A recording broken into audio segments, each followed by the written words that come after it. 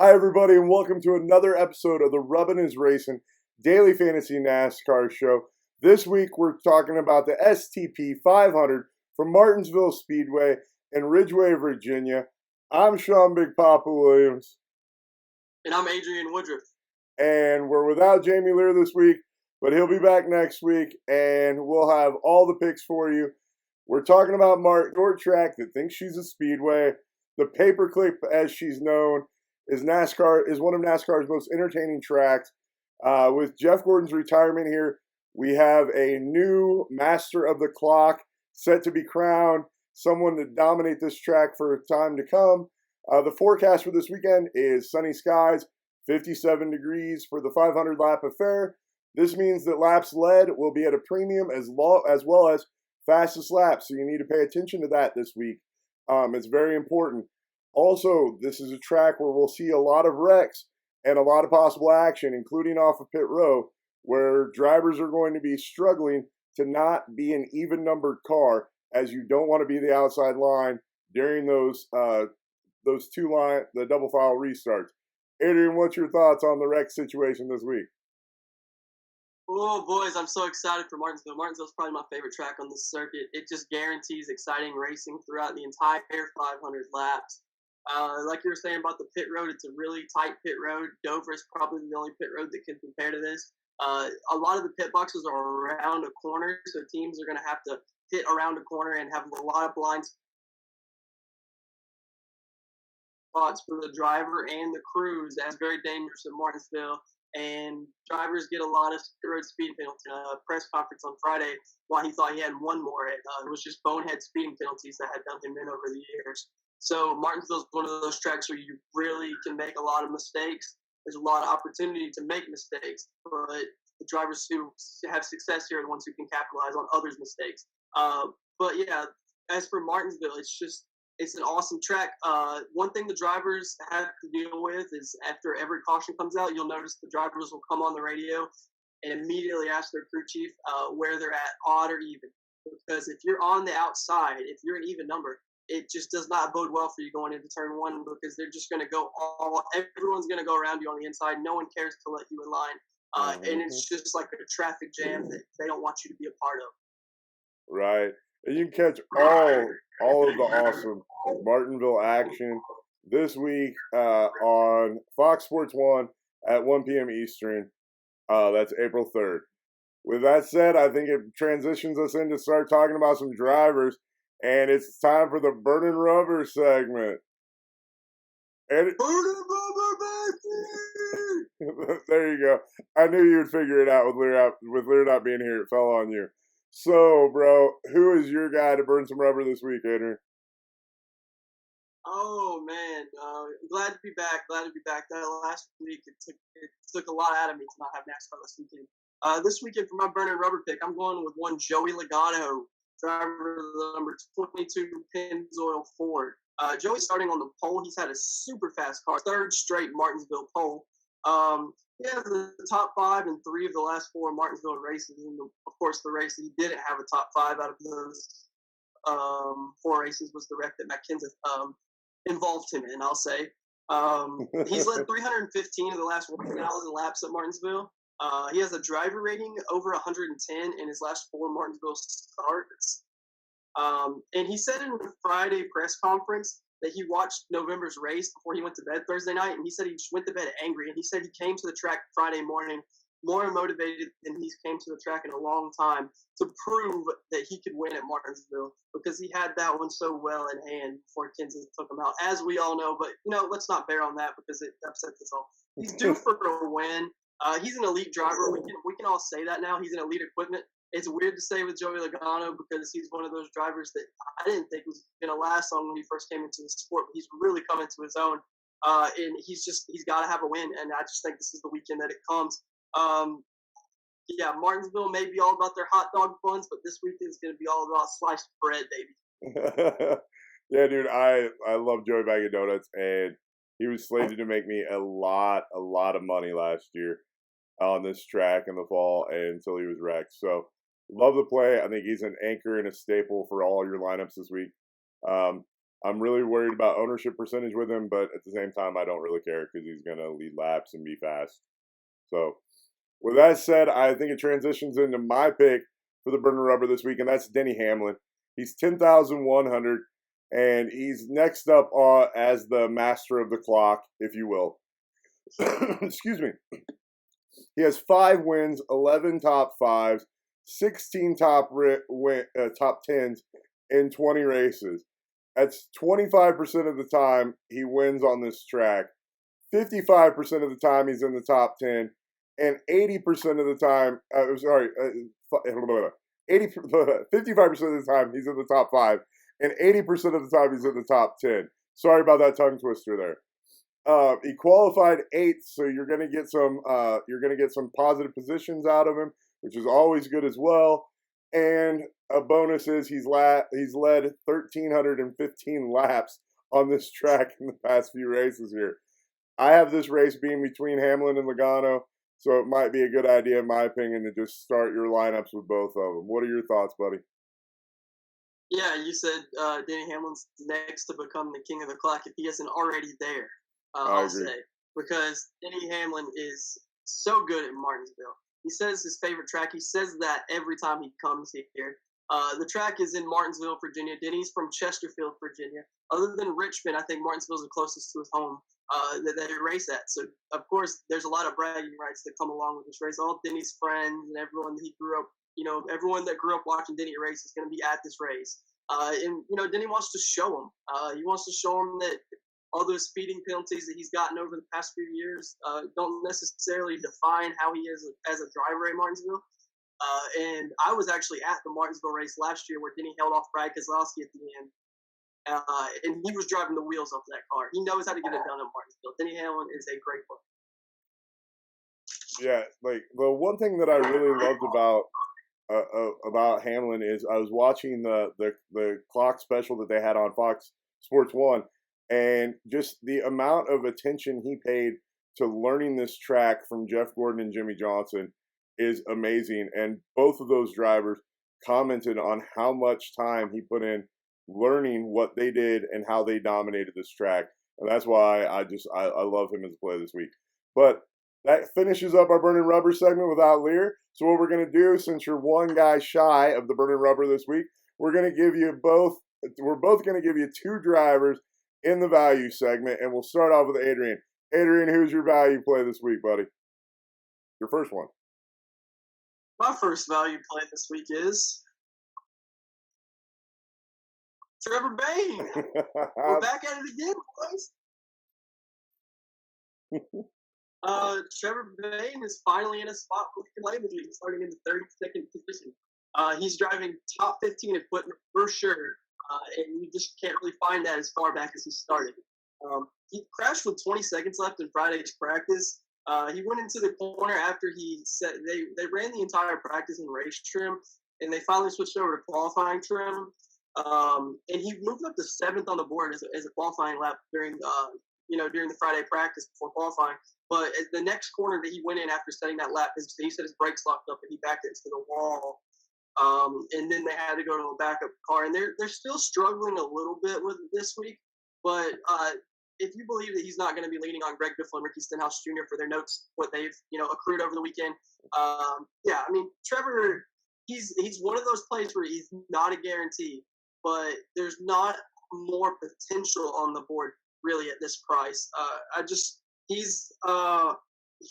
course, he's a backup car. Yeah, that's always going to scare people, and I think that's going to keep his ownership percentages down. Actually, Trevor is usually hanging around the 5% ownership, which is a reason why in GPPs you have to play Trevor Bayne.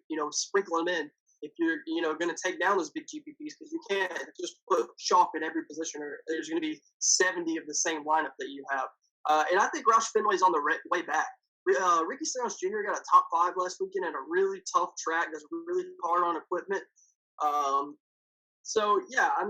Roush Fenway, I'm not scared of him anymore, honestly. I think they could compete for a top 15, and I think Trevor could compete for a top 15.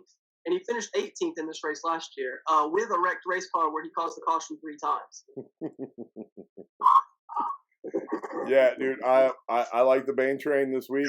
6,100. He's underpriced for what he is and what he can offer you as a driver this week. Like you said, dude, the equipment's good, the car's good. And the starting position's great to get some positions gain points. And I just like the play this week. And there's another guy that I think is criminally underpriced that is maybe not in top 15, but in better than a top 10 car, and that's Austin Dillon at 6,700. He's 6,700, guys. Like, that is criminally underpriced. I know he's zero burger people last race out, but like, that's the only race this season that he has that he didn't get great points, and he didn't go negative, so it didn't really hurt you. I still cashed with him on my teams. It was fine. He qualified 29th. In his 4 races here, his average start is 26.2, and his average finish is 21.5. The real story here is he's much better than that in reality, as one of those starts that equates into that was a DNF where he had an electrical failure. His actual finishes on this track are 15th, 12th, and 18th. And that, kids, is big time points from on the cheap from a guy starting in the 30th position. And he's under-owned. And he burnt people last week, so I think it'll be even lower owned than usual. I love Austin Dillon as a play, and I think he might be one of the drivers that's required for you to win a GPP this week. Your thoughts, Adrian? Oh, for sure. Austin Dillon's one of those players, when I looked at the starting lineup, it immediately jumped off the page as an underqualification. I mean, if you just look around that, the 29th starting spot, Austin Dillon is head and shoulders above those drivers. Michael McDowell and Brian Scott are starting a couple positions ahead of him. He's going to blaze by those guys. And Austin's team has been on a very nice uptick lately. Of course, you said he got 0 points last week. Well, you kind of could have figured that when he was starting on the pole and he had all those fast cars around him. So that didn't surprise me at all, and that doesn't scare me at all for playing him this weekend. He's someone that I wanted to play before the week that he was in a position where I could play him. So yeah, I love Austin Dillon. Right on. Yeah, dude, I think Maverick's going to get it done. Oh, I forgot to do it. Hold on. Here we go. There we go. We got to put the Dillon hat on for Austin. I got to get it done for Maverick. There we go. Look at us, man. Who does this? What show do you guys watch that changes the hats for every pick? All right, man. Who's your next pick, brother? That shows we really support these picks. Who's your next value pick for people, man? Just to further this point, this week my value play for Trevor Bayne is going to be Clint Boyer in the 5-hour Energy Chevrolet. Clint Boyer is starting in 30th position. He has positive place differential in 6 of his last 7 Martinsville starts, 12 top 10s and 20 Martinsville starts. This race last year, he started 30th and finished 13th. 16 top 20s. And Martinsville is one of the very few tracks where the lack of speed that the H. Scott Motorsports number 15 hasn't had, they haven't had the speed this year. Martinsville is one of the few tracks where that's not going to hurt them. Martinsville is what I like to call a driver's track. And all the drivers have talked about that. It kind of evens the playing field, not as much as, a Daytona or a Talladega as far as drivers being able to win the race. But it's a track where guys like, Matt DiBenedetto and Landon Castle could potentially finish in the top 20, and that would not be crazy because it's just a track where the equipment isn't as important. If you can get the car to turn, the horsepower is not important. Get the grip to the rear tires as you're exiting the corner faster than the guy behind you, and the speed's not going to matter. And they don't really even get on the rev chip down the straightaway here that much at all. So, people may be scared to play Clint Boyer because, the team's been slow this year. He finished 18th last week. If he finishes 18th this week, I'm fine with that. And he struggled last week and had a couple pit road speeding penalties. I just think Clint Boyer he's a smart driver, and he's been there before. So I feel like I can trust Clint Boyer. What do you think? Yeah, dude, the problem is they've had such a shoddy season so far. And but I think that lends credence to your argument that he's going to be low owned for a guy that has great track history here. And he is a great driver.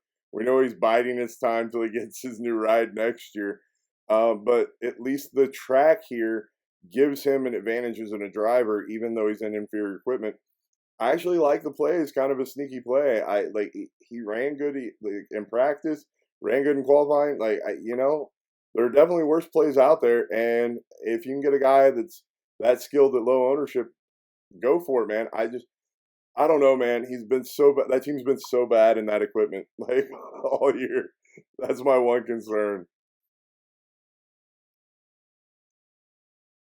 Anything to add? I mean, like I said, you're saying about being in bad equipment. I'm still worried about it. And the ownership percentage is going to be way down because Clint Boyer is not actually min priced. He's 7,200. Right. So you might have to do a little bit of work to fit him into your lineup.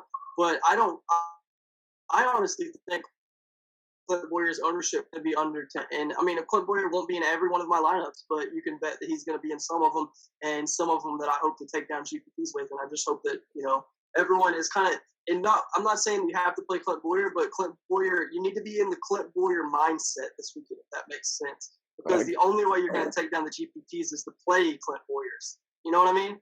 Yeah, fair enough. All right, man. This brings me to my value pick, and I'm gonna get I just want y'all to slow your roll a little bit, because you're gonna scream at me, think I'm crazy, but when I explain it, you'll understand why I'm doing this. All right, my second value play is Jimmy Johnson. Now you're like, dude, 10,400. You can't say the most expensive driver is a value play. Hear me out.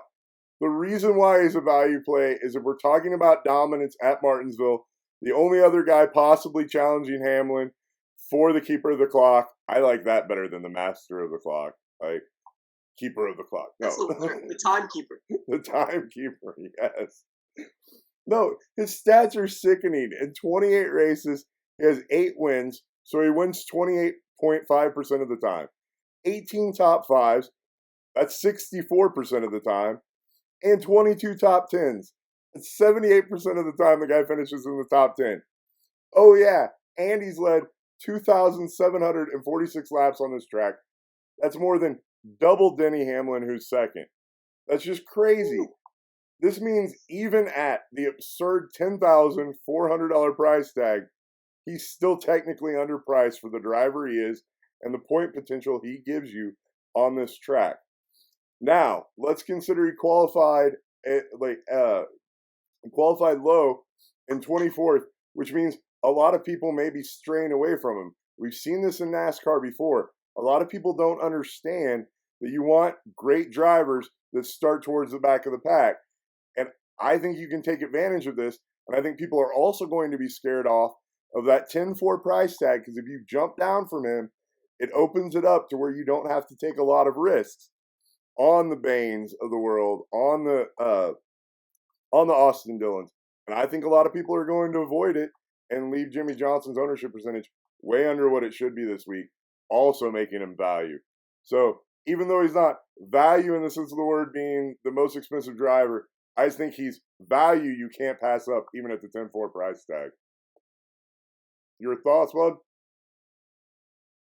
Yeah, when you first brought up the value pick of Jimmy Johnson to me, I was a little skeptical, but I think you explained it well there. And there was a great point. Most people don't realize that you want Jimmy Johnson to start, 20th or worse. When I see Jimmy Johnson starting 20th or worse, I just see dollar signs, honestly. And I mean, Jimmy has so many clocks. It takes the guy that runs property. It probably takes him like 3 hours to wind those clocks back. I mean, Jimmy is a master here.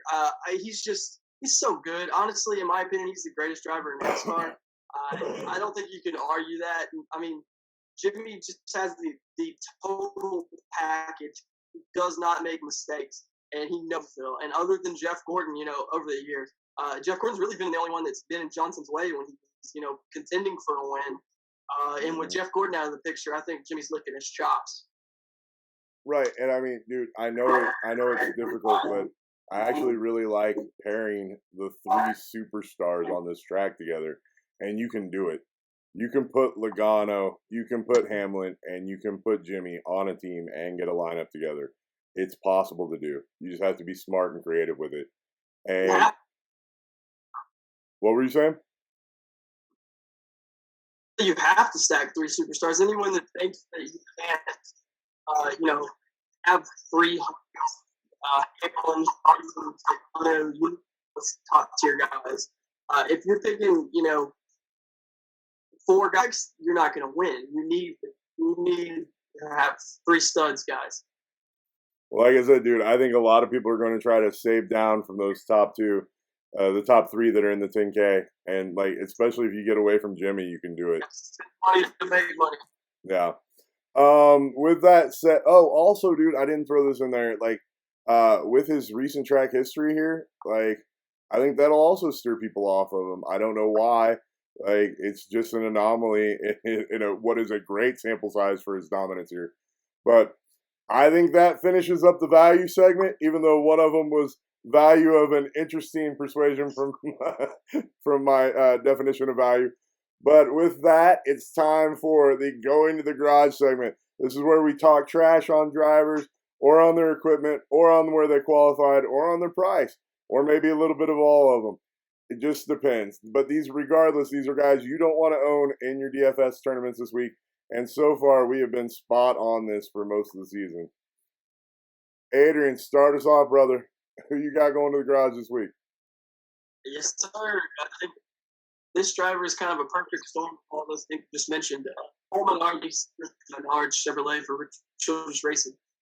He's starting in the fourth position, which screams over qualification, of course. He has one top 10 and 17 Martinsville starts. It's just there's too many higher potential plays on the board for me. I can't waste a roster spot with Paul Menard, knowing that the only way he's gonna perform is backwards. And if Paul Menard finishes second, I'm still not happy. He won't do that, because he's still, even if he finishes second, he's still not gonna get as many points as Austin Dillon would if he finished 15th. So I don't know. My tip is to fade the sideburns or you'll be burned. Nice. No, I think we're of one mindset here, and I don't think there's much to add to Menard other than like he's just going to fall back, and that's just not where you want. Like they overqualified, and somebody else that overqualified is Vickers at 5,500, and I know that price tag is sexy, especially when you're stacking the superstars, and you're like, ooh, I can get a guy that's also qualified third.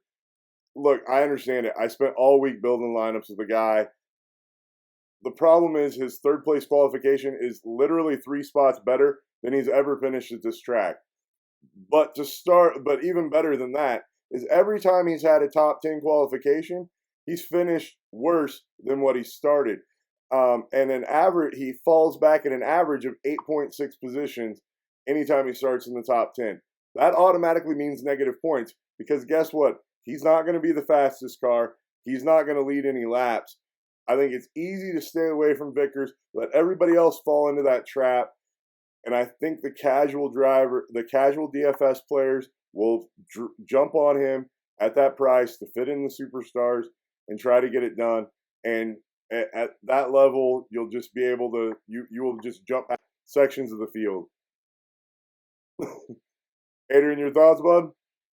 Yeah, when I was building my lineups during the week, like you were, Brian Vickers just kind of fit perfectly into the lineup. He's min priced, but I was really disappointed to see that he qualified so well. I'm not disappointed, but I'm disappointed as a DFS player. And I feel like everyone that's casually watching NASCAR, they're saying, "Oh, the NBA season's ending. I can't wait for MLB. Oh, DraftKings, what's going on Sunday? Let's just throw a bet on NASCAR."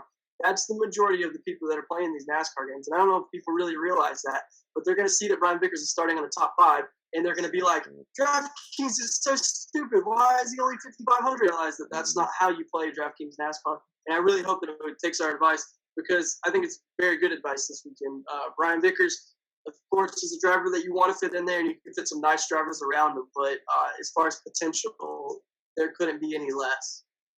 Yeah, dude, I completely agree with you. And what you're saying is just getting some feedback. What you're saying is just absolutely true about the transition players waiting for baseball. And I think they're not going to understand how NASCAR DFS is scored. And I think that if you play smartly this week and avoid these kind of traps, you will be able to dominate and soul crush people that really have no business playing NASCAR this weekend, they're just going to jump into it because they want action, because basketball's turned into a dumpster fire with all the substitutions. And Yeah, baseball doesn't get going until Monday, really, with a 3-game slate on Sunday. All right, kids, now that we've wrapped up the Burning Rubber segment, it's time to do what we're the only show to do in the entire span of NASCAR DFS, and that's put together a lineup with you, let you see what we're talking about while we're putting together a lineup, and hash it out with you. And this lineup will be entered in the 5K lug nut, something uniquely that we do here. Let's now go to the lug nut and take a look at it. Adrian, who do we need to have on this lineup? Okay, guys, I just want to mention, and I'm not trying to brag, but I'm just trying to state the fact that the past 2 weeks, my Burning Rubber pick has won the race, so I don't see any reason to go away from that. Let's go ahead and put Joey Logano as a starting point for this team.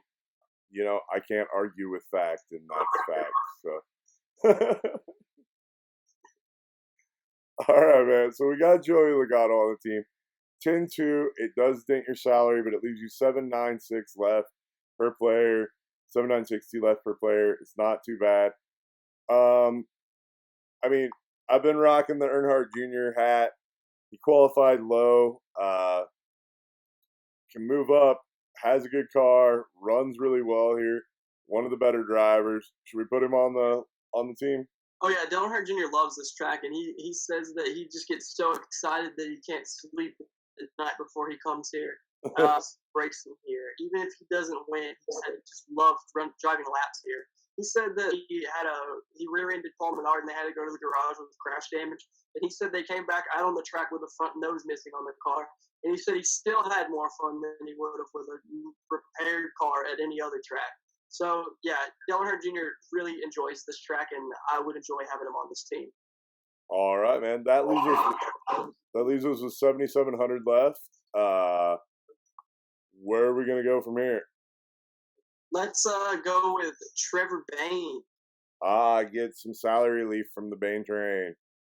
At 6,100, I think it's a good addition. Straight out of our show. Yeah, I love it. I think that bumps us back to 8,233. We're definitely going to have to buy at least one more value guy.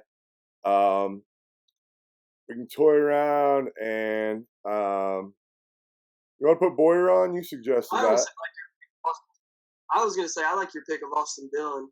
All right. Well, let's put them both on the team. And that leaves 10-8, which means we can literally put any other driver on the team we want.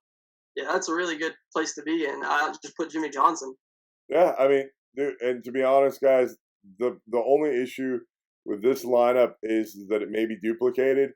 I don't think it will be, though, because these two guys carry with them low ownership percentages in Bayne and Dillon. So here I am entering it in the contest, and we're all good to go. I love that lineup. I think it's a solid lineup. I think it's a really good looking lineup. Yeah. Pretty.